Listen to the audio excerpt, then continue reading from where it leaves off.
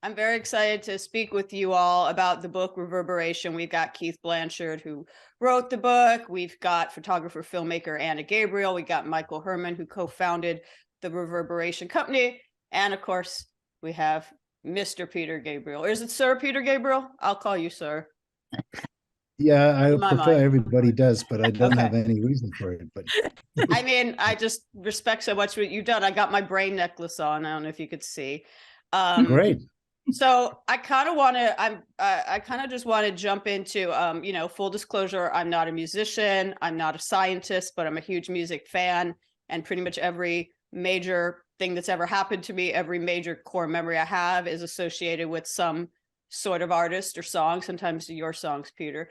And I think it's kind of interesting, like I was saying earlier before you came on, that I feel like the only other phenomenon that's similar to how songs can trigger memories or feelings is smells and scents that you might associate with like childhood home cooking of your grandma or holidays or whatever. So I guess as a layperson, I'm just curious about why a song, it could be, like I said, a song like yours, like In Your Eyes, or it could be a Madonna song or whatever. It just suddenly can take you back to being 13 years old again, or 12, or whatever age, younger.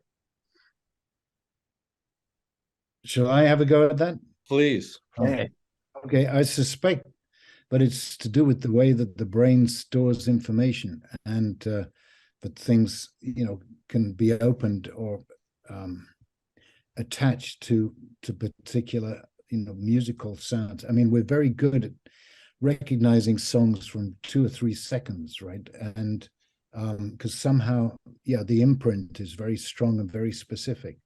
And what's amazing in some of the research with dementia is that there are these old people who even don't have the ability to speak, and you play them the songs from their adolescence, and suddenly they can talk again and they can interact with people. So it's a way of re-triggering the brain, and that sort of blew me away. And now there are these experiments with particular frequencies, like this Lee Sway, which is HSUEI, and Ed Boyden at MIT, that they found, I think by chance, that 40 hertz, which is a low node on the piano, was stopping Alzheimer's in its tracks too. I mean, this is more sort of old people stuff, but there's similar, for all ages. So I think, Keith has done a lot of the research along with Michael and Anna's teams and all the scientists, and they know much more about this than I do probably, but it's just it's a whole field that I think is opening up. Does anyone want to add to that?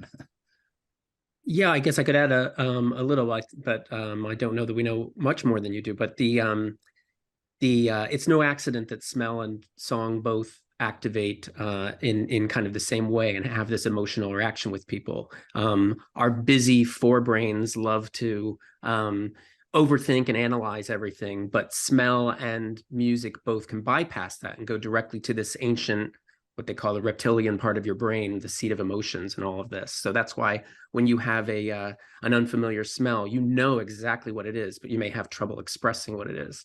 It's the same with a song. It really does tackle you at a deeper level than most of the things we encounter in our daily lives.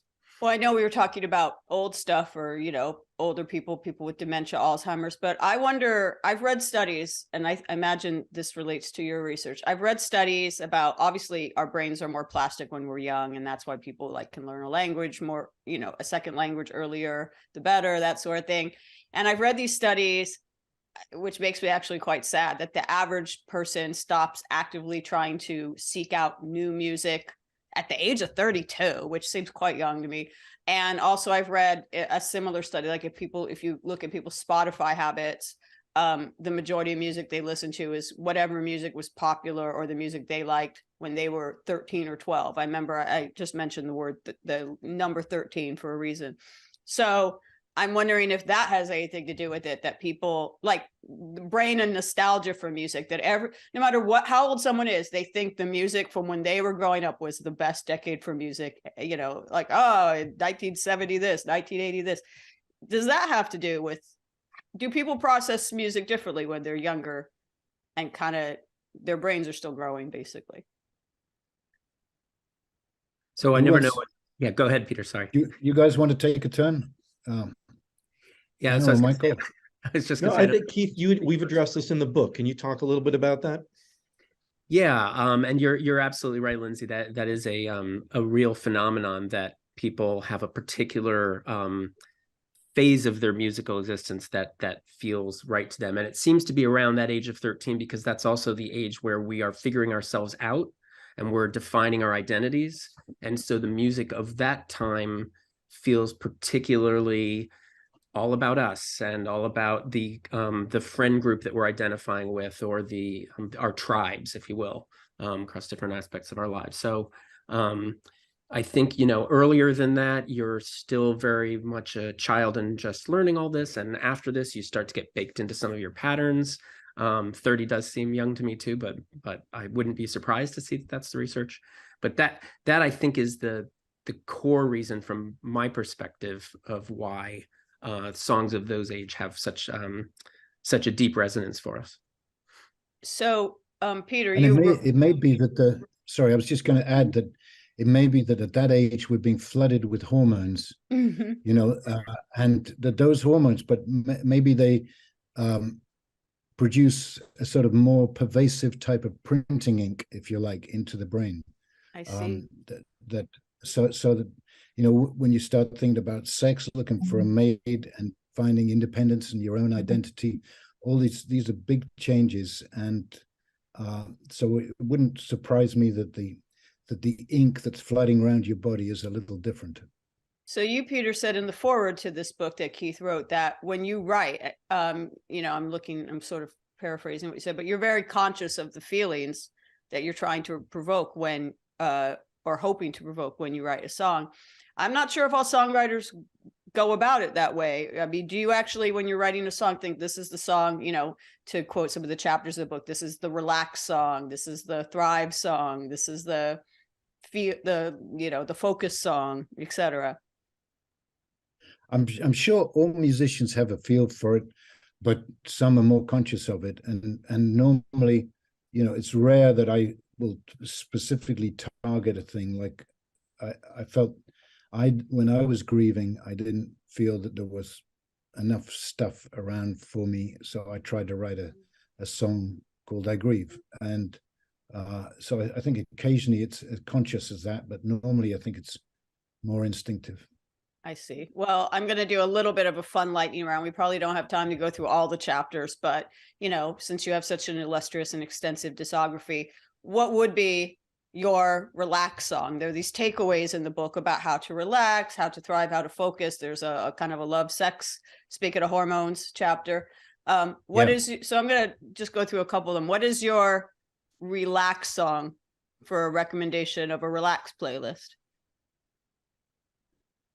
Well, I think I'd probably go, I mean, I actually now use 40 hertz. There's one 40 hertz you can get on YouTube. There is a number of them. And when I'm doing stretches or trying to meditate, I'll just put that on sometimes. And it seems to, that's my dog in the background, by the way. Sorry. It's on my stomach. What about one of your own songs, though? If someone, I'm more. What about one of my own songs? Yeah. There's a thing called The Nest, I think, in Ovo, which with the orchestra, it's just, but it's very, very slow, very simple. And I think, and maybe The Passion from Last Temptation of Christ, because these are not sort of mainstream pop songs, but more meditative, or, you know, at trying to tickle the spirit. What about the love? There's a chapter on love, which is all, you know, sort of like makeout songs, I guess. What would be, you know, your recommendation for that? Oh, well, I don't know.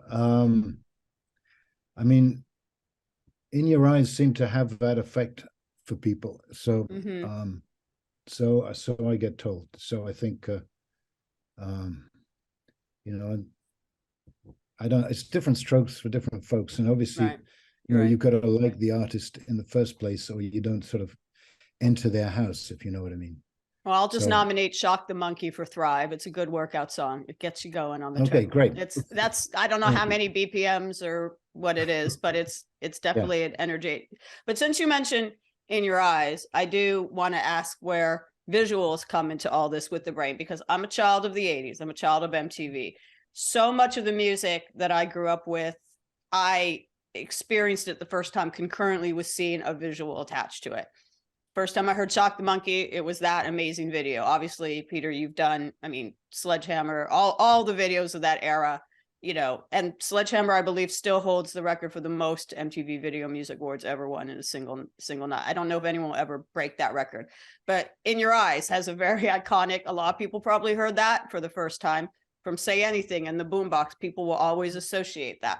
So how does, with your songs or songs in general, like all these music videos, or, you know, a lot of people are now hearing your former duet partner, Kate Bush. A lot of younger people are hearing that song from Stranger Things, and they will always associate it with a sync, as they call it in the business. How do visuals kind of play into the way the brain processes, remembers, develops emotional attachments to music and to songs? I think it's important. I think they go in through different doorways, if you like. Visuals and text tend to go through different parts. My guess is sort of a longer pathway through the brain. And as Keith was saying earlier, with smell and sound, they sort of seem to be able to plug directly in. But maybe you guys would like to take a crack at that one too. I would say in the book we didn't explore a lot about visuals, but I know that for those of us who lived through the transition to MTV, it was a big sea change in the way to experience music, because prior to MTV, whatever visual elements the song evoked in your head were personal to you. And after MTV, and particularly the, you know, amazing work like Sledgehammer and so forth, that they really developed a particular a peek into the mind of the artist and the creators and the producers as one interpretation. And I don't know the extent to which people who were born kind of where their first musical impressions were at MTV, I wonder if they have the same original visual associations with a song, or whether, to what extent that's colored by the fact that they saw someone else's movie of the song, if you will, played at the same time as they were originally hearing the song. I think it also plays on memory too, because you know, like much like a photograph, you often will have seen a photograph from your childhood, for example, and although you don't remember the actual event, you remember it from the photograph. So you think it's telling you, oh, I remember this event because I've seen this photograph. But in fact, without the photograph, you might not remember it all. So I think the visual image also imprints on your mind, much like a song will connect you to a specific memory. I think it's more of a memory thing.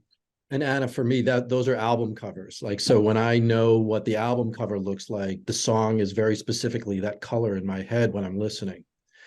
Right. So I think to your point, you know, and again, I'm not too familiar with the addition of that visual input on sort of the brain's assimilation of the song. But I think, like all of us, I think it dimensionalizes how we are associating the song with a memory, a color, a person, a thought that it triggers quite easily. Absolutely. I mean, yeah, I mean, I can't hear, I mean, and this is a good thing, but yeah, I can't hear Sledgehammer without seeing one of the greatest music videos of all time in my mind. It's just how it is. I don't think it's a bad thing. I do think there are some artists. I do remember when MTV first came out, older artists usually saying that they didn't like the fact that visuals, but I think that would be an interesting study about how like music videos and things affect how, but yeah. I obviously, Peter, I would be remiss if I didn't sort of, you know, within the context of what we're talking about, talk about the fact that you have new music coming out for the first album in more than a decade, like 12 years. I love the 3 songs I've heard so far. And I'm wondering how the practices, all the things you've learned through this research, you know, how the brain processes music. I mean, it's my understanding that you've been working on this album off and on for about 20 years. So obviously this research you've been doing and technology in general is just, you know, grown exponentially during this time. How is it affecting everything with this, with the album IO, like songwriting, production, how you're going to present it live when I see you at the Forum on October 13th this year? You know, obviously they, you know, these kind of things do they go hand in hand, this album and this book? I think well, in fact, before I met Michael and Keith, I was working on a show about the brain, which is another slow burner, and that will, I hope, find its place, you know, moving forward. So certainly there's scientists that I've met through this that, you know, I'm sure are going to help inform how I developed that project. And there are one or two of the songs on this record that will relate to that. So in that way, it's had an impact. But I don't think I've changed. Well, a lot of the songs were in formation before the book was put together. But I think, you know, I think we're here to learn. So it's been very useful. Yeah. I have to ask, you wrote about this in the foreword to the book because, you know, like I said, you're going on tour this year. It's been a long time since you've toured. Are we finally going to get the realization of this live music dream that you've had since The Lamb Lies Down on Broadway days of right. I want this biofeedback thing. I want you to explain how this would work, because I think it would be pretty epic if you made this finally happen. Well, I'm still trying to explore it, but we have, for each musician, they have their own vertical screen. And we're trying to get some device. We're still looking at some of them, some of which Anna and Michael have been playing around with, but that will allow the musician. So ideally, I would like to get 3 outputs from each musician. 1, their music. 2, their body. 3, their brain. And those could control the images. So for instance, there's one song we may have people's faces, but like the Hall of Mirrors at the fairground, you know, we could have big notes that stretch their faces or fatten them, or if they're thinking, you know, deep thoughts, maybe they fade away and become more ghost-like or spirit-like.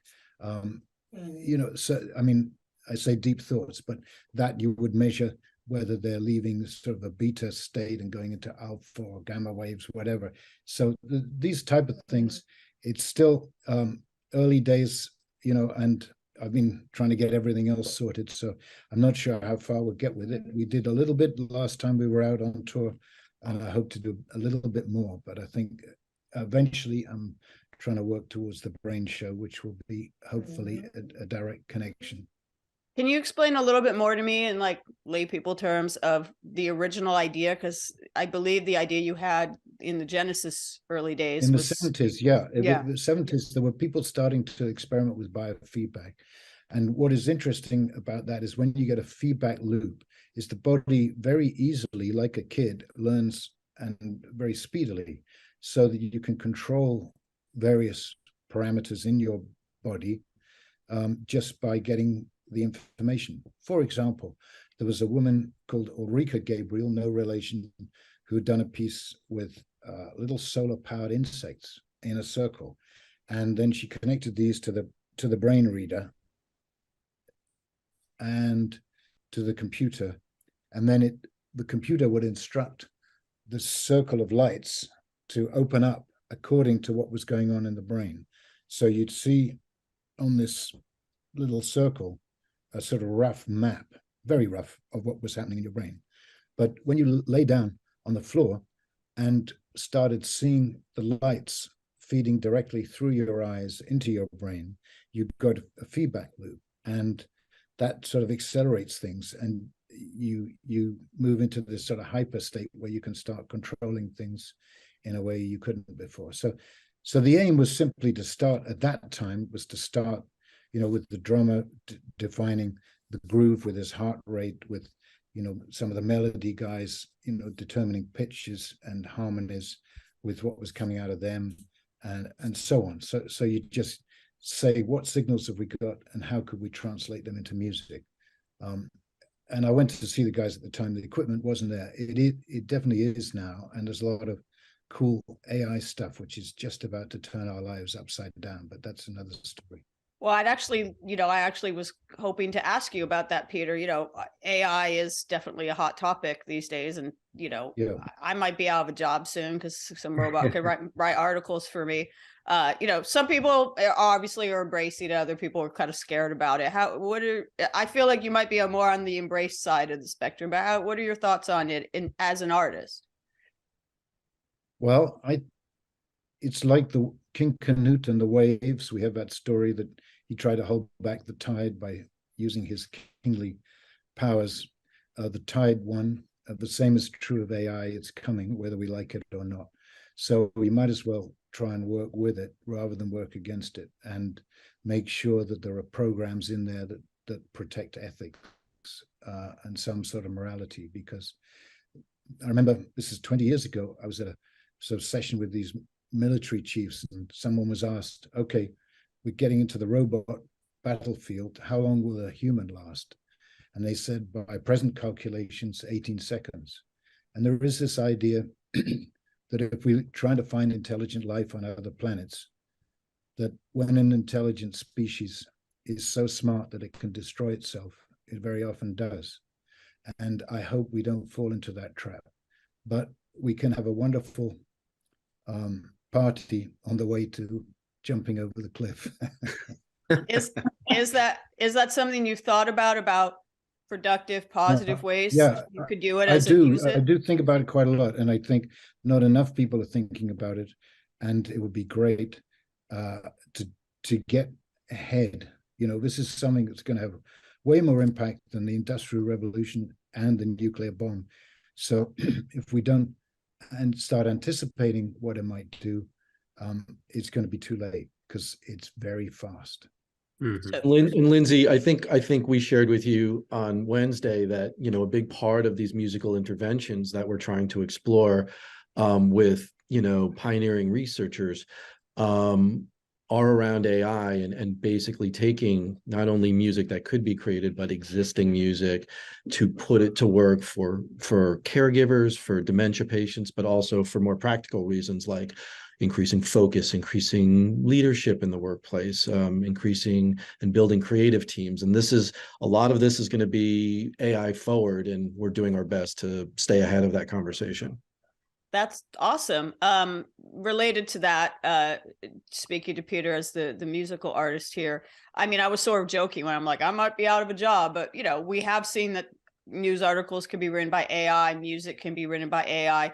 But to go back to what we started this conversation with how music is connected to emotions and to core memories and things like that. I mean, could AI ever really, again, I'm such a lay person here, so sorry if I'm sounding like such a Luddite in the way I'm phrasing these.